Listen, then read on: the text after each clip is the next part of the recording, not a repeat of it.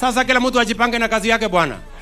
Kama kazi yako ni kumangamanga tu Kasongo sijui one time sijui must go, mambo itakuchomekea na usiniseme sikuwaambia, mtakwama mapema.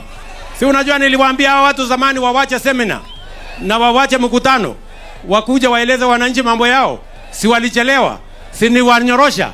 Sasa hii sijui ama namna gani? Makueni hoye!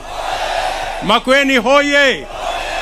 Lakini sikizeni, safari hii nimesema hii Ukambani, kwa mapenzi ya Mungu, kwa vyovyote hii Ukambani haiwezi kukaa upinzani tena. Mimi na hama na nyinyi tunaenda kwa serikali.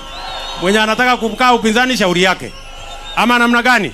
Wangapi wanakubaliana na mimi watu wa Ukambani tutembee pamoja? Harambe! Ati mnasemaje? Ati mnasemaje?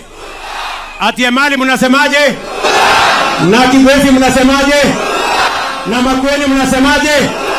Na Ukambani mnasemaje? Hebu nione wao wanasema tutam. Ndio. Si kila mtu hapa anataka tutam. Si hata Junior anataka tutam. Ama unataka one time? Unataka tutam. Si ndio? Si kila mtu apatiwe tutam. Tuendelee na kazi. Si Mutusa apatiwe tutam.